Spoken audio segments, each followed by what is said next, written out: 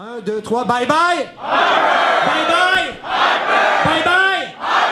Yeah! Donc, cette soirée est organisée par le collectif Pas de démocratie sans voix. 130 organisations qui se sont réunies à l'aube, ou plutôt au dur lendemain de l'élection des conservateurs en 2011.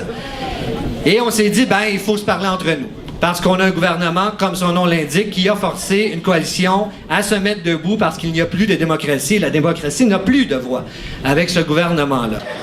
Cher Steven, je ne pensais jamais t'écrire une lettre un jour, mais cette soirée en ton honneur m'en donne l'occasion inattendue.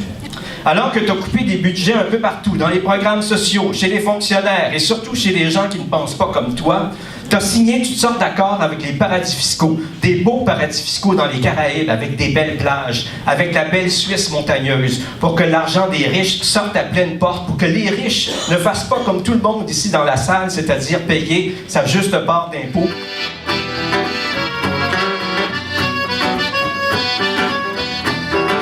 Pauvre bourgeois, il te reste même plus quoi chanter. Au pauvre bourgeois, il te reste même plus quoi danser. Un dernier tango, un texte qui faut le canton.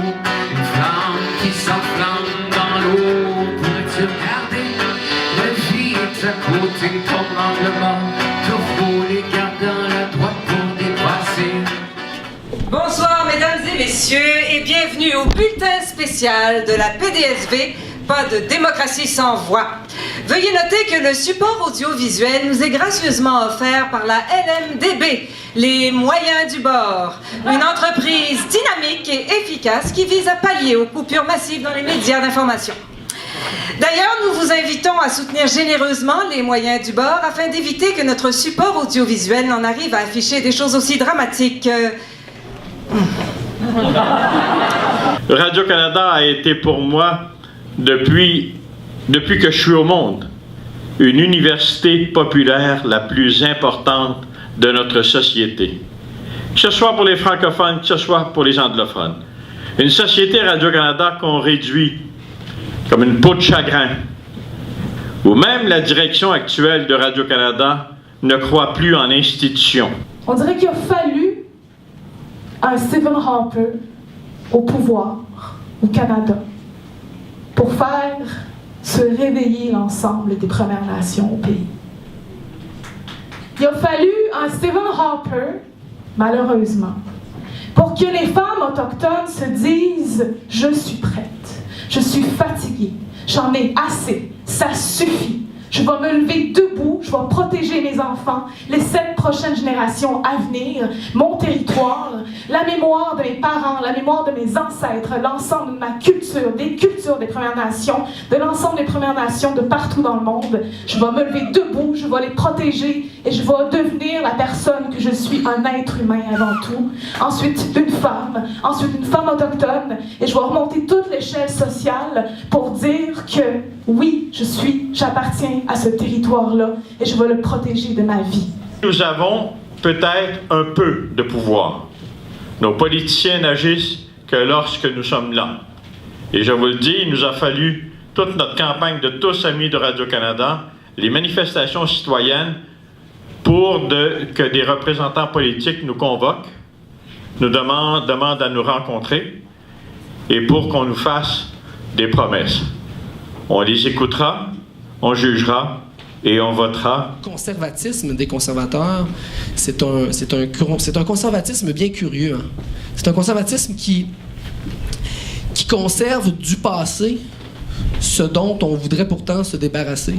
Le racisme, le sexisme, l'homophobie, mais qui détruit ce qu'on devrait conserver. Le territoire, la culture, les institutions. Et puis pour 2015, je nous souhaite en fait de faire l'inverse, c'est-à-dire de travailler à conserver ce qui mérite d'être conservé et de travailler à se débarrasser de ce qui mérite d'être détruit, à commencer par les conservateurs eux-mêmes. Bonne soirée tout le monde. Excusez-moi. Ah, mon Dieu. Alors, oui, triste nouvelle. On la savait malade depuis très longtemps, mais voilà que son état s'est détérioré de façon vertigineuse depuis 5 ans. Et oui, mesdames et messieurs, on me dit qu'elle serait entre la vie et la mort. En fait, on me dit qu'elle est maintenue vivante artificiellement. Merci, support audiovisuel, ça va être correct.